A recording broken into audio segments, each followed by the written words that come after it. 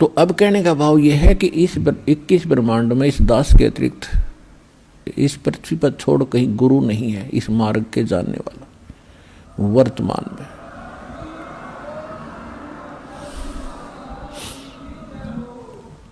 अब हम वहीं आते हैं जहां से प्रसंग शुरू हुआ था।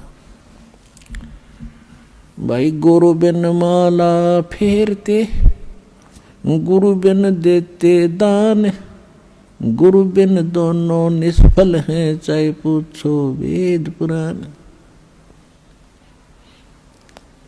गुरु गोविंद दोनों खड़े, काके लागू पाए, बलिहारी गुरु अपना जो गोविंद दियो मिलाए।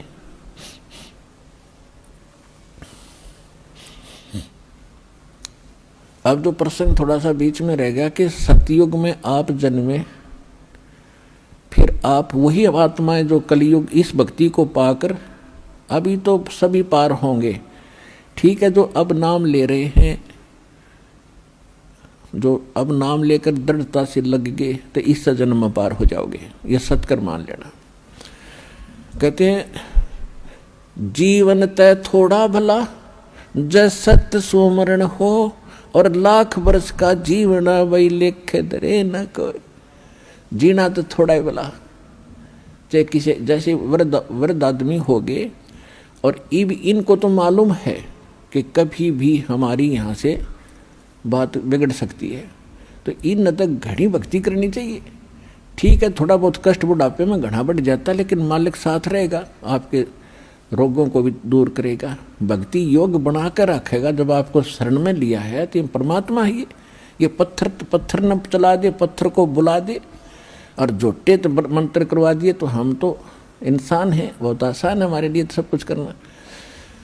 तो कहने का भाव ये है कि ये ना सोचें, कई भक्त चिंतित हो जाते हैं कि देखो, एक भक्त रो रहा था कि सत्संग सुन के उसका लगभग 70 वर्ष की उम्र हो गई थी, और प्रथम बार ने बोला मैंने अपने जीवन में ज्ञान आज सुना, सत्संग तो मैं नफरत करा करता। देख फूटे भाग हमारे, रागनी होती हो, कहीं गाने बजते हो, सांग होता, वहाँ तो हम बढ़िया बात मानते हैं, और जब सत्संग हो रहा है उन्होंने कहना वहाँ नहीं जाना, वहाँ घटिया आदमी जाते हैं। इसका कारण क्या रहा कि नकली संत, बात तो बताओ, भगवान की काम करे सारे खोटे, जिस कारण से बदनाम संत हो गए। इसलिए लोगों परमात्मा काल ने तो सारे बात बिगाड़नी थी, किसी प्रकार ये परमात्मा के सच्चे संत के पास पहुँचना, जारी न रास्ता ना मिल जाए, यूँ तो इस ताक में रहता है कि कोई भी बाधा पैदा करनी पड़ो, यो सारी कर रहा है।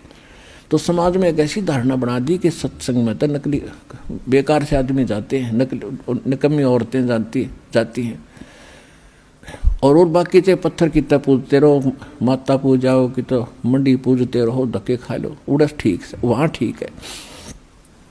तो ये सब काल प्रेरणा। तो कहने का भाव ये है,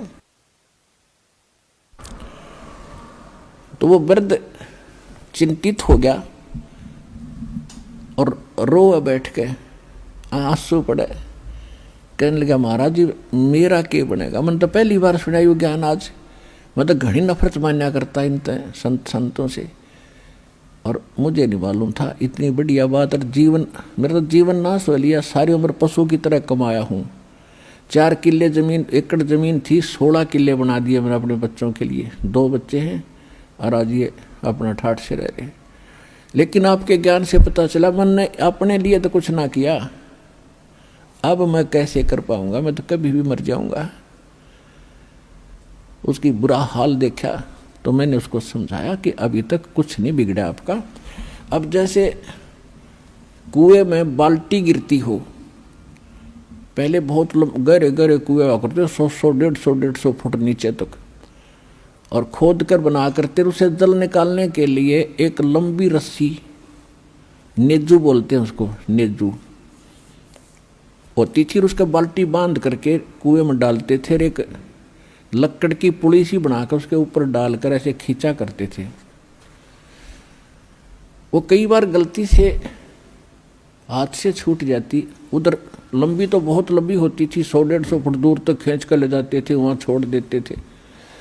उधर से उसने कुएं में डाल दी, जो वहाँ खड़ा था या नहीं था, वैसे अपने आप भी करना पड़ जाता ऐसे कई बार। और उधर से हाथ से छूट गई। तो वो क्या करती थी, रस्सी बाल्टी नीचे जा रही है कुएं में और रस्सी हाथ से छूट गई और वो भी आगे धीरे धीरे सरकती जा रही है और वो रस्सी रहेगी 2 फुट की, गिरने में सारी जा चुकी है कुएं में और भाग दौड़ के कोशिश करके उसका लास्ट भी पकड़ ले, एंड उसको पूछड़ी बोल रहे, पूछड़ी एंड ने, वो पूछड़ी भी मिल गई, हाथ में आ गई तो कुछ भी ना गया, बाल्टी भी आ गई, पानी भी आ गया। तो इसी प्रकार आपका कुछ नहीं बिगड़ा अभी तक। मनुष्य जीवन रहते और ये सतभक्ति मिल गई तो आप कहवा पूछड़ी हाथ में आ गई, एंड ठा गया इस जीवन का, और दोनों हाथों में डट के खींच ले विष्णु, यानी भक्ति करो डट के, इस जन्म में बेड़ा पार हो जाएगा। अगर आप ये वीडियो YouTube पर देख रहे हैं तो हमारे चैनल को सब्सक्राइब करें और बेल आइकन को दबाना ना भूलें। अगर आप Facebook पर ये वीडियो देख रहे हैं तो हमारे पेज को लाइक करें।